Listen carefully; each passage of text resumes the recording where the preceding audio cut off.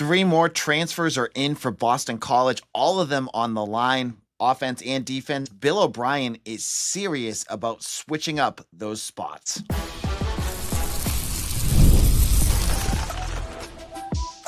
You are Locked On Boston College, your daily podcast on the Boston College Eagles. Part of the Locked On Podcast Network, your team every day.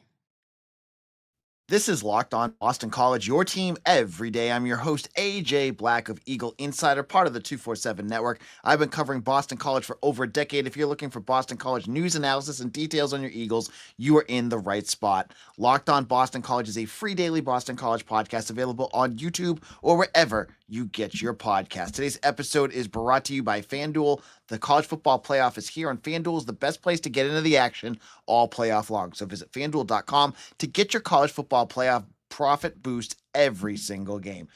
Big episode again as BC continues to raise new players in the portal. We have a lot to talk about. We're going to talk about help on the defensive line. We're going to look at the biggest lesson learned so far from this portal, and 2 offensive linemen are in. So let's kick this off. Let's not make you guys wait. I know the Patriots are playing right now, but you guys want to hear more about your Boston College Eagles, and you're in the right spot. So first thing that came up in terms of news was a player I hadn't heard of on Saturday night. After I had recorded, there was a offensive lineman. I put a crystal ball in after I had talked to folks that knew more about the situation.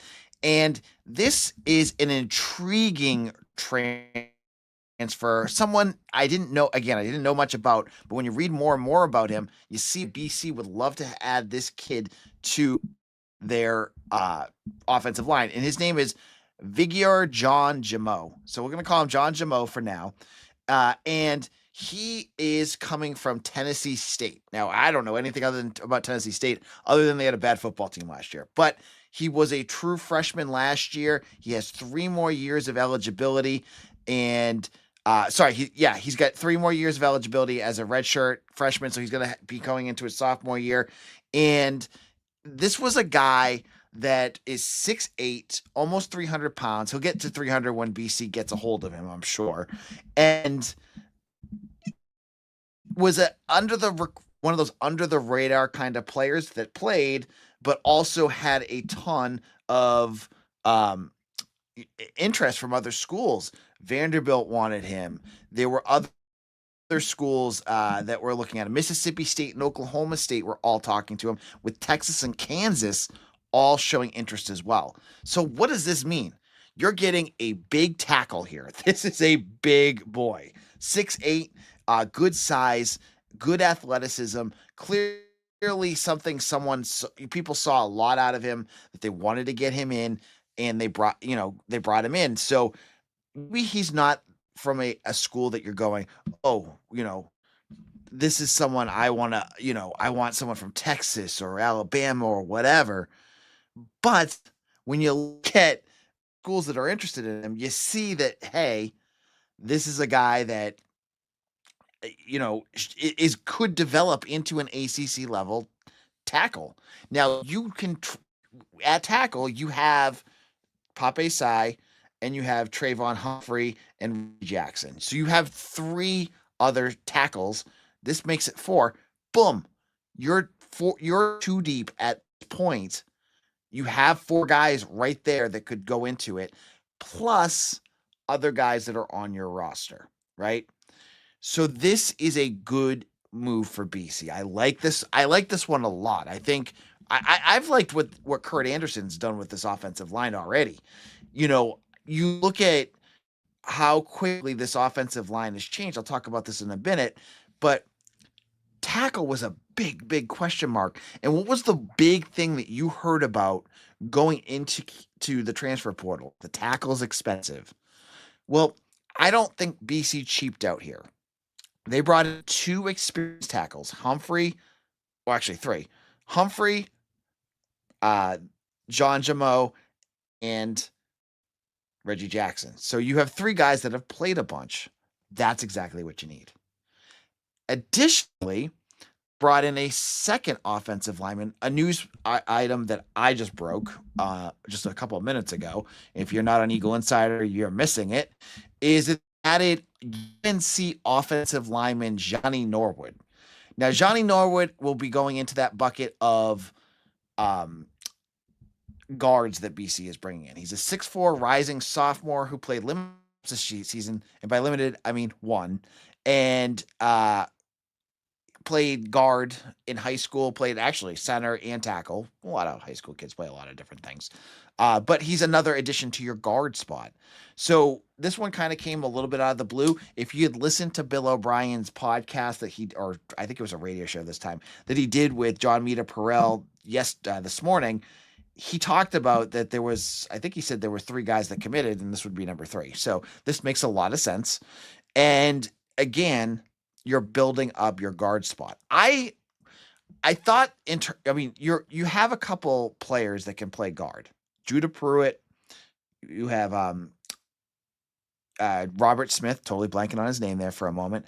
Those guys are guards that you've had for, this past couple, Pruitt for a couple of years. Robert Smith played a bunch this year.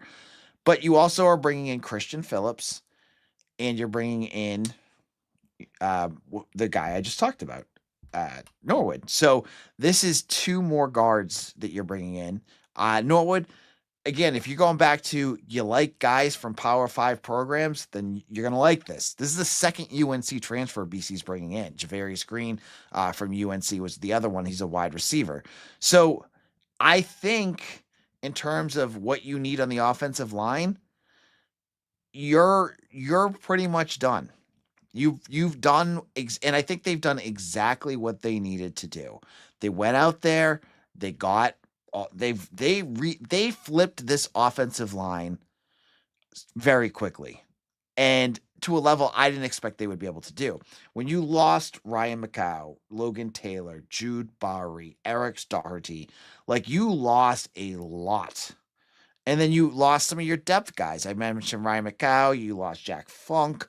There's Jaden LaFontaine. You had multiple spots that you needed to fill. This was the biggest need in terms of top to bottom that BC has that they needed to fill. So that basically filled offensive line. And again, I think Kurt Anderson did an awesome job here. I'm very intrigued, and there's so many different variations. This is going to make spring practice and summer practice fascinating, because we're going into next year, going in thinking who's going to be the starting 4. And there's a million different permutations you could come up with. Not a million, but a couple dozen permutations you could come up with of how this would all work out with veterans that you have. You've got Michael Kraunz that is going to be your center, but you also have, a Robert Smith or a Pape Sai. How do they fit in? Or do you go with the younger guys? The new guys. It's going to be fascinating to watch. But I think this was very clear. He brought in a lot of guys, and every single one of them, every transfer that he brought in on the offensive line is not a guy that's, was a freshman last year and is just coming into his own this year. Every one of them is going into their 3rd year, multiple years, 4th years. That's what you need. You need those college bodies there. You don't want to bring in freshmen because those guys are 2-3 years away. You got the guys now that are 3 years in. You're going to get them, and they're going to be ready to go. Even if they were a redshirt freshman last year, they're going to be ready to go this year. So that's, I think, a big key.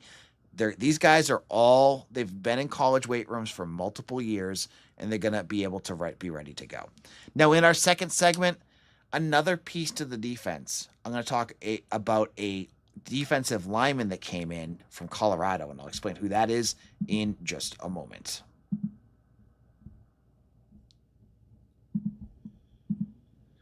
The college football playoff is here, and FanDuel is giving all customers even more ways to get in on the action every single game of the playoffs. Right now, every college football playoff game day, FanDuel users get a profit boost waiting for them in the app. Here's what I love about it. You get to use profit boost. I bet you already feel good. I love when I'm watching a game and I'm feeling good about it. I'm like, oh, there's that profit boost. I can make myself feeling better about it Or even, with the NFL, you can do it too with multiple parlays. That's the easy thing you can do about these profit boosts. But right now, with the way that they're doing for college football playoffs, it's another level. You got to check it out. Apply the profit boost and go after even bigger winnings with FanDuel. It's the best place to get it on the action all playoff long. So visit FanDuel.com to get your college football playoff bonus boost every game.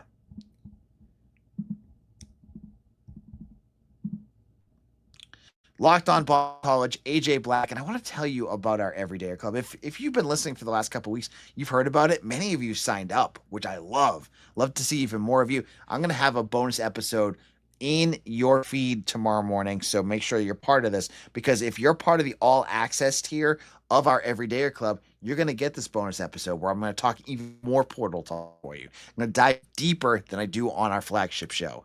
So there's that you get that. You get text messages. All my everydayers that are part of my all access tier, they got text messages when these guys committed with my initial thoughts on every single one of them. And they're going to get even more than that. You also get part of our Discord. You get ad-free episodes, all of this great stuff just by becoming part of the Everyday Club. Hit that link in the show notes below. It's lockedonpodcast.com/everydayer. I hope to see you all there.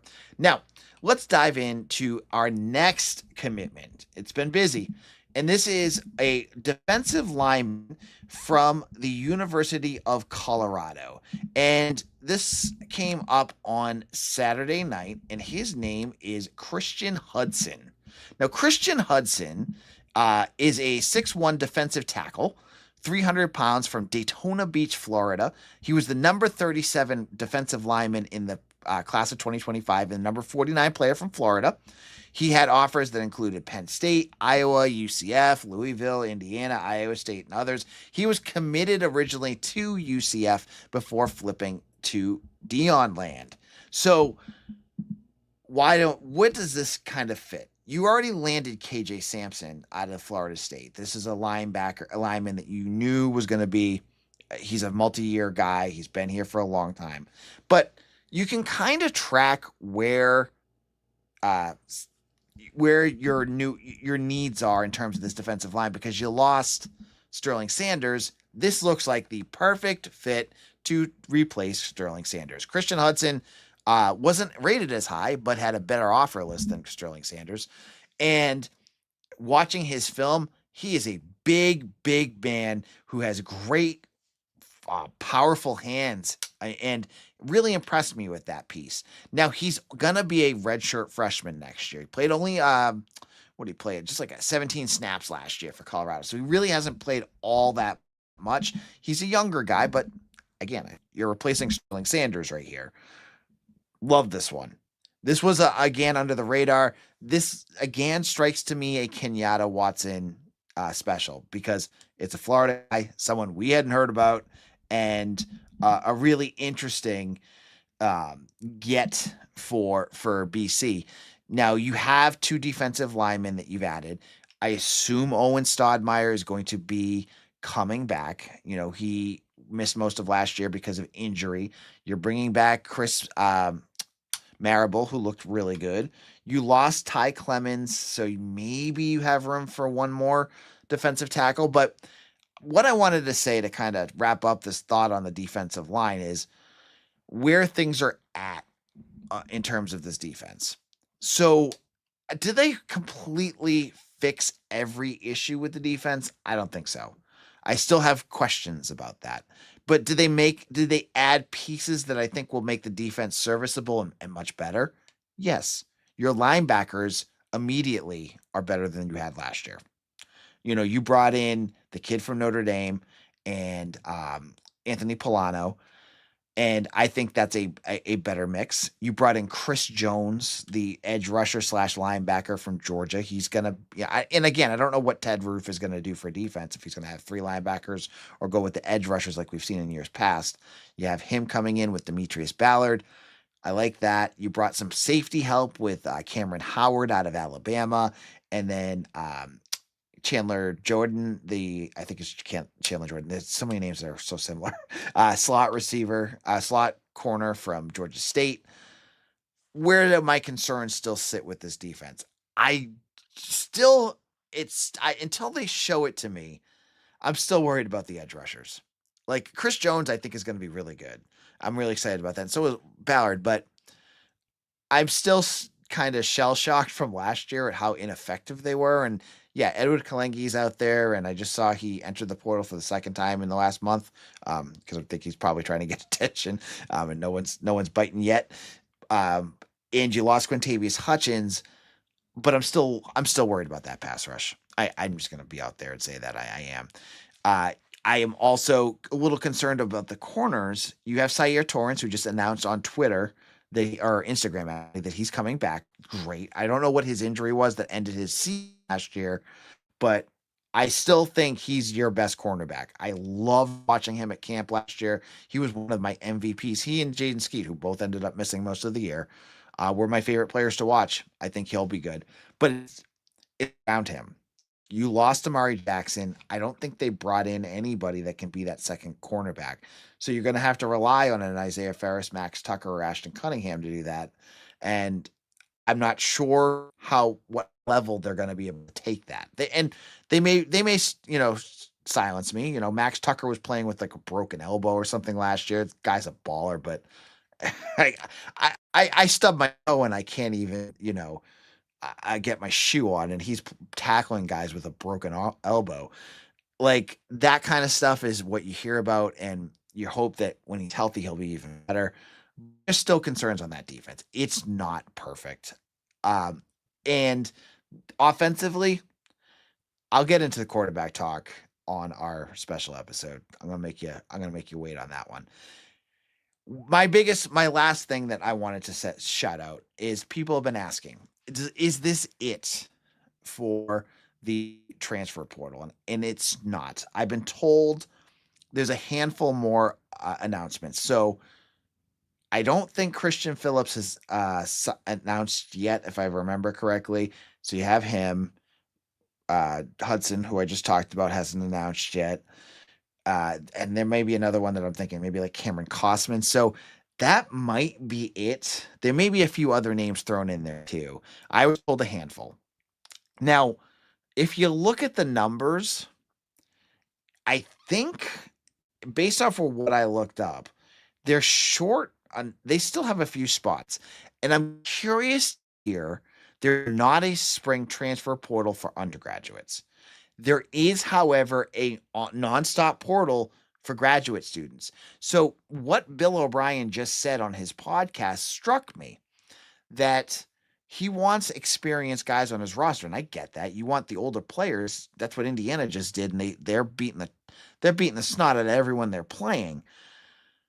Maybe he's holding a couple extra spots. This is my intuition, my gut here, to under 105, so that when the spring happens and a few graduate students or guys that have graduated decide, hey, this isn't working for me, BC can address needs that they see in spring ball.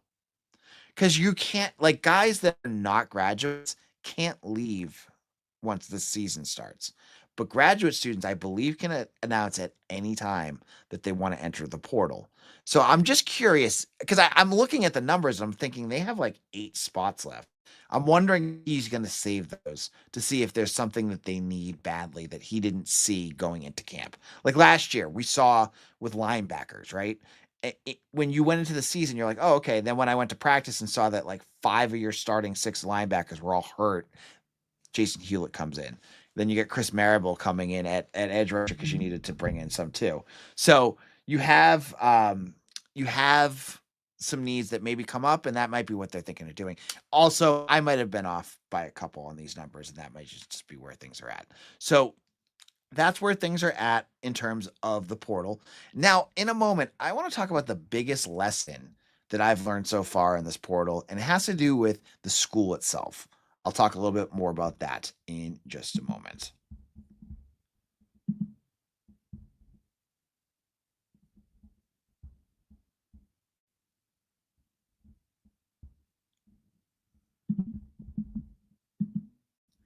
The new year is here, and it's the perfect time to reset your routine and refresh your space. If you're spending more time at home, you might as well love how it looks and feels. That's why you should turn to Wayfair. It's a one-stop shop for getting your home back on track. From bedding and mattresses to storage solutions for every room, Wayfair makes it easy to start the year fresh. Wayfair has everything you need for a full home refresh all in one place. Whether you're updating your living room, organizing your space, or upgrading your work from home setup, Wayfair's huge selection makes it easy to find exactly what works for your style and budget. I love that I could find pieces that matched my style without spending a fortune. Shopping is easy, delivery is smooth, and everything arrives exactly as expected. So get yourself organized, refreshed, and back on track this new year for far less. Head to wayfair.com right now to shop all things home. That's WAYFAIR.com. That's Wayfair. Every style, every home.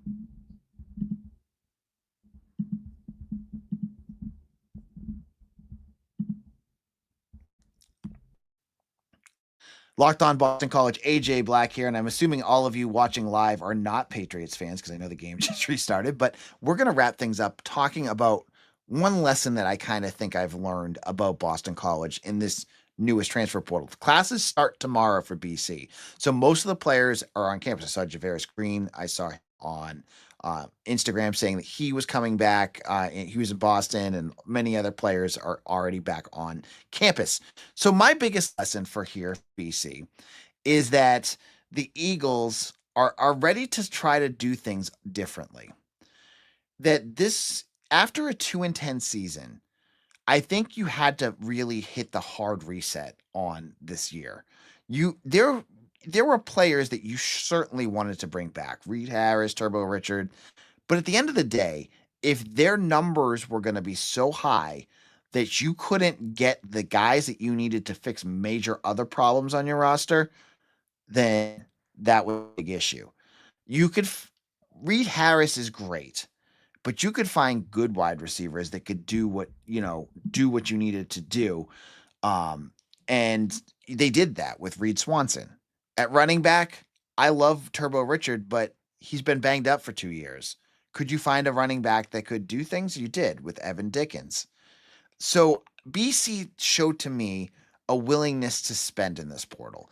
If you look up and down this roster with all the new transfer portal guys that are coming in, many of them are players that have experience. They're coming from bigger programs.